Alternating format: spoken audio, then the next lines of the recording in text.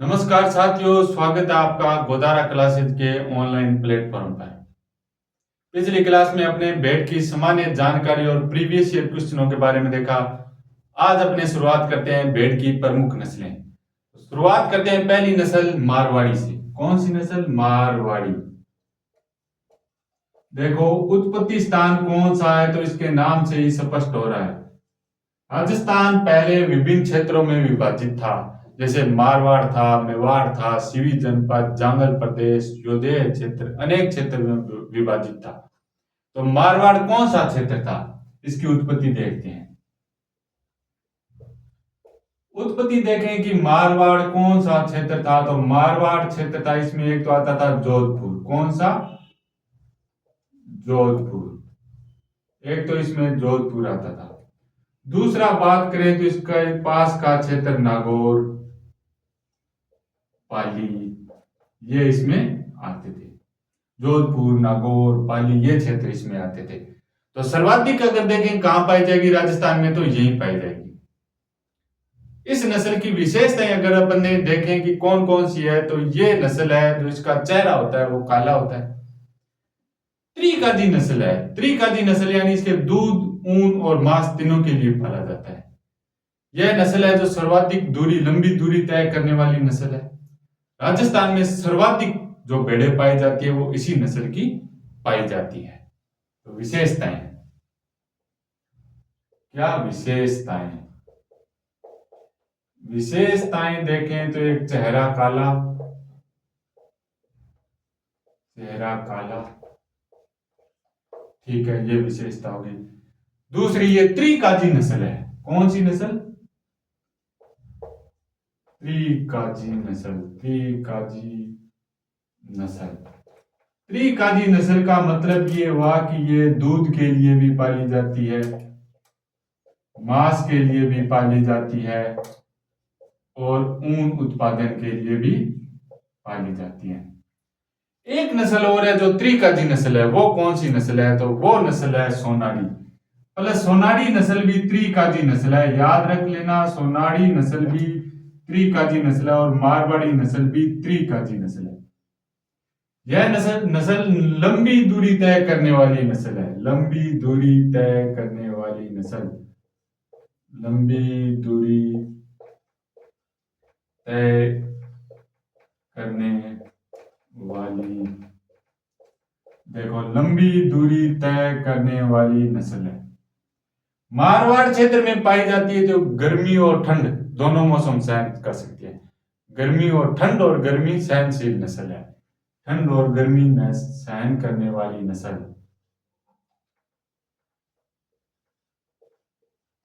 ठंड और गर्मी सहन करने वाली नस्ल भी अपने इसे कह सकते हैं। मारवाड़ क्षेत्र में पाई जाती है तो इसमें रोग प्रतिरोधक जो क्षमता है ना, वो सर्वाधिक पाई जाती है। रोग प्रतिरोधक क्षमता भी इसमें पाई जाती है। कौन सी? रोग प्रतिरोधक क्षमता पाई जाती है। ठीक है। राजस्थान में जो भेड़ें पाई जाती है ना, उन नस्लों में सर्वाधिक पाई जाने वाली यही नस्ल है। राजस्थान में पाई जाने वाली भेड़ों में सर्वाधिक संख्या, राजस्थान में सर्वाधिक संख्या में यह नस्ल पाई जाती है।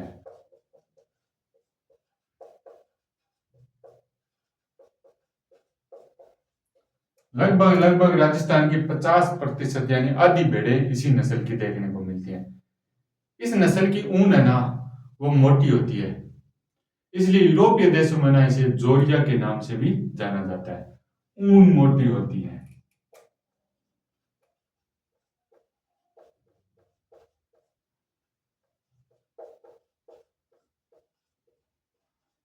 इसलिए यूरोपीय देशों में इसे क्या कहते हैं?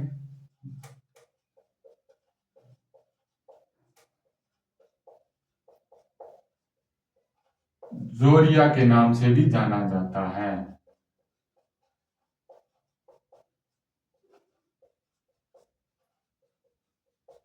जोरिया कहा जाता है।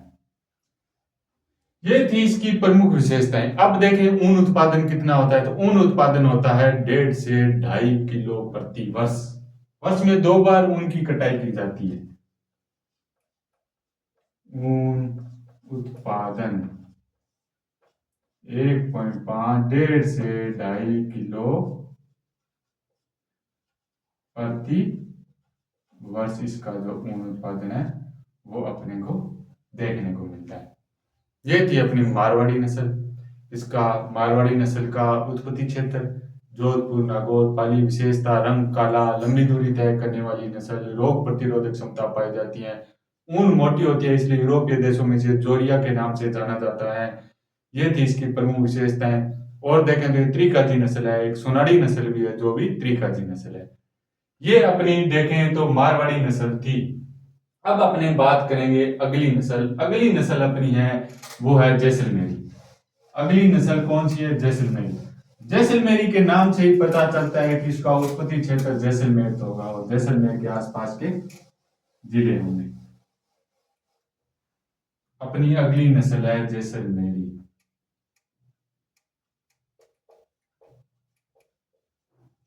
जैसलमेरी। उत्पत्ति उत्पत्ति या मूल स्थान क्या है? उत्पत्ति देखें तो जैसलमेर, जैसलमेर हो गया, बाड़मेर हो गया और बीकानेर हो गया। कौन कौन सा इसका? जैसलमेर, बाड़मेर, बीकानेर।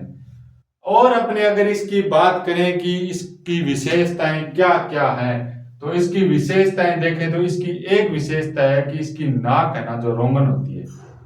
ऐसी कौन सी नस्ल है बकरी की जिसकी नाक रोमन या तोतामुख दिखावट जैसी होती है? इसका आपको बताना है ऐसी बकरी की कौन सी नस्ल है। तो इसकी विशेषताएं क्या देखें? विशेषताएं विशेषताएं देखें तो नाक रोमन, एक विशेषता ये हुई। ये बेड है ना, ये बेड ये गर्मियों में मतलब 2-3 दिन तक बिना पानी पिए रह सकती है। सबसे बड़ी बेड है, इसलिए इसका मांस उत्पादन भी सबसे ज्यादा है, ऊन उत्पादन भी सबसे ज्यादा होता है। तो ये गर्मियों में 2-3 दिन तक बिना पानी पिए रह सकती है। यह नस्ल 2 से 3 दिन तक बिना पानी पिए रह सकती हैं।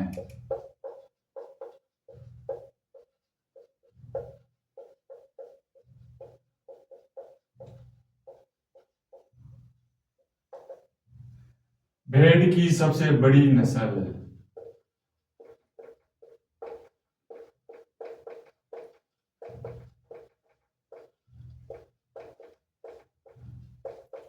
भेड़ की सबसे बड़ी नस्ल देखो, भेड़ की सबसे बड़ी नस्ल है ना, तो सबसे ज्यादा ऊन भी इसी से होगा और सबसे ज्यादा मांस उत्पादन भी होगा इसी से होगा। तो सबसे ज्यादा ऊन उत्पादन,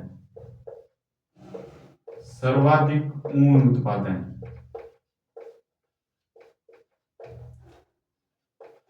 और दूसरी विशेषता सर्वाधिक मांस उत्पादन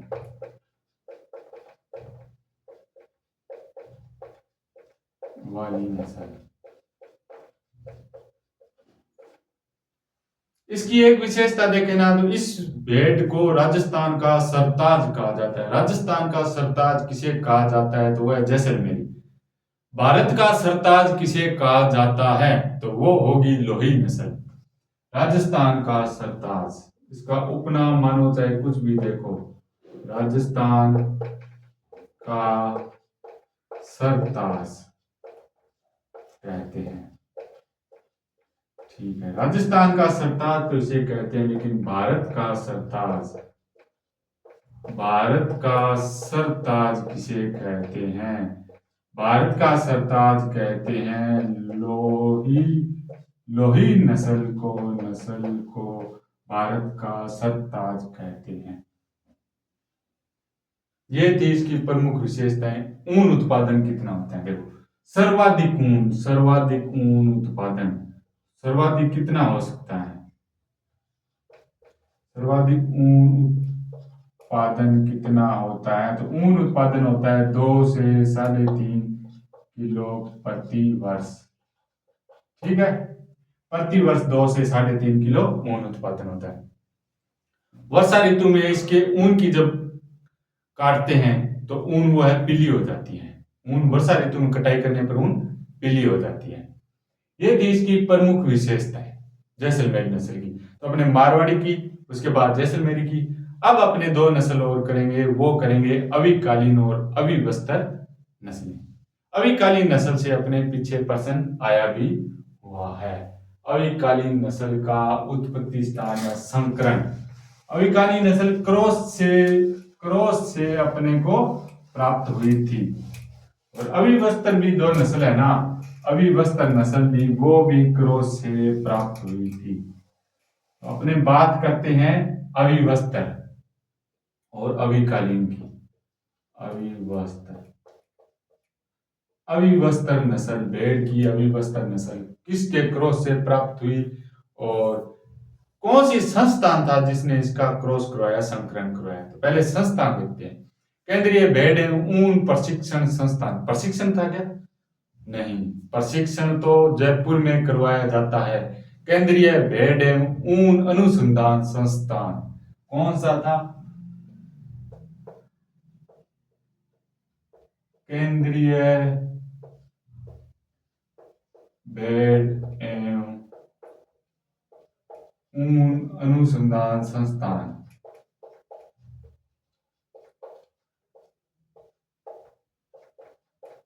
कहां पे है ये? इसकी बात करें तो ये है अविकानगर, मालपुरा, टोंक। टोंक में एक स्थान है अविकानगर टोंक, मालपुरा टोंक में ये पाया जाता है। किसके क्रॉस से ये प्राप्त हुई, किसके संकरण से ये प्राप्त हुई? संकरण यानी क्रॉस की बात करें तो मैंने कल आपको बताया था रेम्बुला इंटू चोखला नस्ल के क्रॉस से प्राप्त हुई। तो रेम्बुला जो नस्ल था उसका मतलब नर था और चोखला थी मादा। किसके नर से? रेम्बुल नस्ल, रेम्बुल नस्ल नर मेरिनो था। रेम्बुल नस्ल का मेरिनो नर नस्ल का मेरिनो नर इंटू मादा कौन सी थी? तो चोखला मादा थी। कौन सी थी? चोखला मादा थी। मादा कौन सी थी? वो थी चोखला थी। ये इसका क्रॉस था। विशेषता क्या है? विशेषताएं देखते हैं इसकी।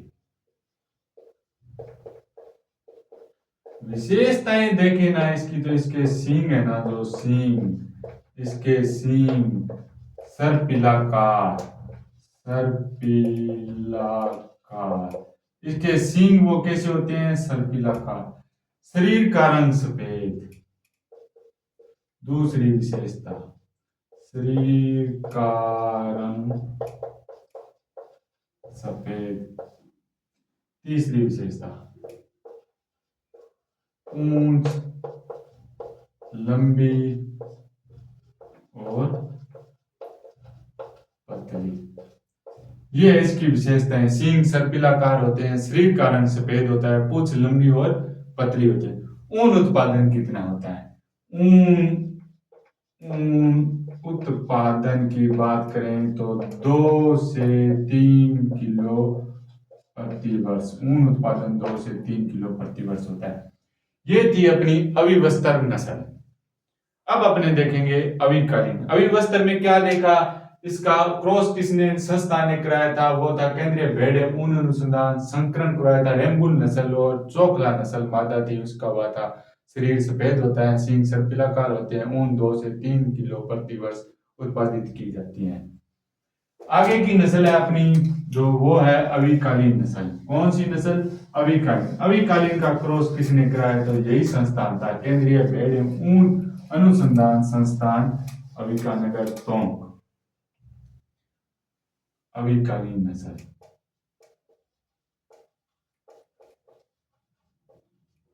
इस नस्ल से प्रश्न आया हुआ था। एक तो प्रश्न था कि अविकालीन नस्ल है जो किस पशु की नस्ल है? गाय, भैंस, भेड़, बकरी, ऐसे दिया होता तो भेड़ की थी। एक प्रश्न इसके क्रॉस से भी पूछा हुआ है। तो उत्पत्ति की बात करें अपने, किसने क्रॉस कराया था? तो क्रॉस करवाया था केंद्रीय भेड़ एवं ऊन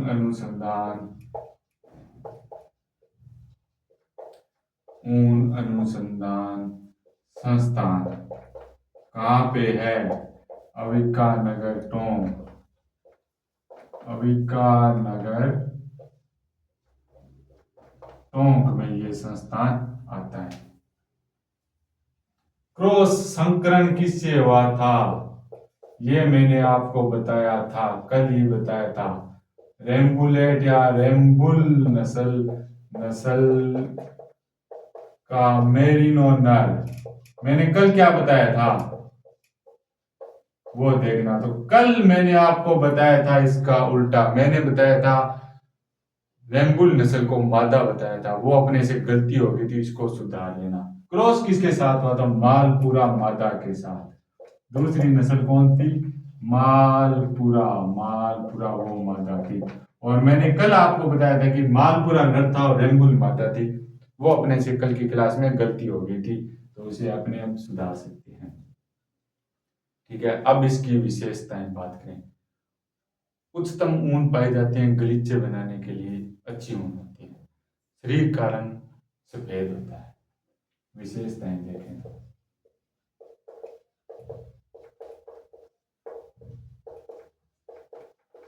शरीर का रंग कैसा होता है? सफेद। मुंह पतला होता है। मुंह पतला होता है।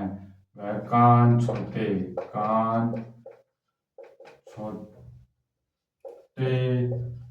होते हैं।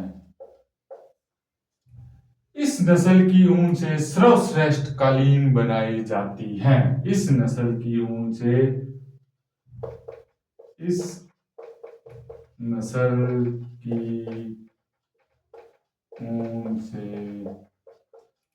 सर्वश्रेष्ठ कालीन बनाई जाती है। ऊन उत्पादन देखें इसका कितना है। ऊन उत्पादन की बात करें तो 2 से 2.5 किलो प्रति वर्ष इसका जो ऊन है उसका उत्पादन किया जाता है। ये थी अपनी अविकालीन नस्ल। अविकालीन नस्ल को विकसित किसने किया? केंद्रीय ऊन अनुसंधान संस्थान, केंद्रीय भेड़ एवं ऊन अनुसंधान संस्थान अविकानगर टोंक ने इसका संकरण करवाया था रेम्बुल इंटू मालपुरा नस्ल के साथ। इसकी विशेषताएं: शरीर का रंग सफेद, कान छोटे होते हैं, मुंह पतला होता है और सर्वश्रेष्ठ नस्ल की ऊन प्राप्त की जाती है जिसे कालीन बनाने के काम में आती है। ऊन उत्पादन देखें तो 2 से 2.5 किलो प्रति वर्ष था।